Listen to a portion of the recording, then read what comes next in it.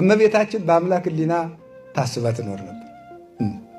ይህ ምንድነው? ብርቅና ደንቁ ታስባ ትኖር ነበር። አዎ ሰይጣንም ታስቦ ይኖር ነበር። እንኳን እመቤታችን ታስቧል።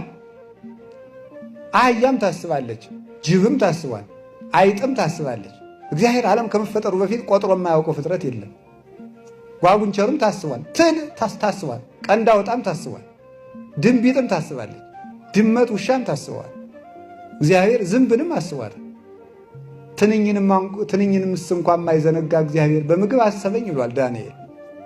ስለዚህ እግዚአብሔር ሁሉንም አስቦ ፈጥሮታል። እንደዚህ ከሆነ እመቤታችን ተለይታ ታስባ ትኖር ነበር ያሰኛት ምንድን ነው? እኔም ታስቤ ነበር ደግሞ ሊል ይችላል። መጀመሪያ መታሰብ አልነበር ታስባ ትኖር ነበር ማለት አይነ ከኑ ሐማሚ አይነ ምቀኛ ናት አለ ጌታ። እንደው እኮ ይገርማል። ሰው ብሎ እንደው በድንግል ማርያም ይቀናል። አይደርስ እኮ ነው እናል በሌላ ብትቀኑ ምን አለ የማይደርስበት እንደው እኮ ጥንቸል የዝሆን ያልጠጣለ ብላሉ ፈንድታ ሞተች አሉ። መፈንዳት እኮ ነው። እንዴት ይቻላል በእውነቱ ማለት ነው። እና ታስባ ነበር እኔም ታስቤ ያለው ሊል ይችላል። በጣም ራስ ወዳድ ስለሚያደርግ ለራሱ ብቻ የሚያስብ ተመልከቱ። ኢትኩን ጠቢበ በርእስከ በገዛ ራስህ በገዛ አይነት ጠቢብ አትሁን፣ ራስህንም አታመስግን። አላ ነኪር ይወድስከ ይላል ሰሎሞን። ባይድ ያመስግንህ እንጂ ሌላ ሰው ያመስግንህ እንጂ።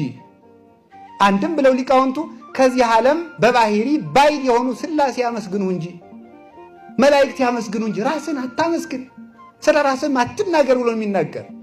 እኔም ታስቤያለሁ። ታስበሃል? አዎ። የታሰብከው አንተ ሌባ እንደሆንክ፣ ቀጣፊ እንደሆንክ፣ ዘማዊ እንደሆንክ፣ አውደልዳይ እንደሆንክ ታስቦልሃል። በቸርነቱ እንደሚምርህም ግን አስቧል። እሷ ግን የታሰበችው የሕይወት ውሃ ምንጭ እንደሆነች፣ ሙዳየ ፈውስ እንደሆነች፣ ነቃ ፈልፈለ ማሕይወት እንደሆነች፣ ሰማይ ዳግሚት እንደሆነች፣ መሶበ ወርቅ እንደሆነች ነው የታሰበችው። የሕይወት ዛፍ እንደሆነች ነው የታሰበችው። ምስራቅ እንደሆነች፣ ፀሐይ ጽድቅ ኢየሱስ ክርስቶስን እንደምታወጣ ይህን የተደበቀው ዓለም ጨለማ ተገፎለት እግዚአብሔርን እንዲያይ ያደረገችው ምስራቅ እመቤታችን ናት። አይቲ እንተ ታስተሪ እምርሁቅ ከመ ማይቶት ብሪት ከመ ፀሐይ፣ እንደ ፀሐይ የሞቀች እንደ ጨረቃ የደመቀች ከሩቅ የምትታይ ጎህ ማርያም ይሉሃል ይህች ናት። እሷ ስትታሰብ የመድኃኒት ምክንያት የአምላክ እናት ተብላ የታሰበች። በበጎ ብንተረጉመው እኛ ስንታሰብ በቸርነቱ ሊምረን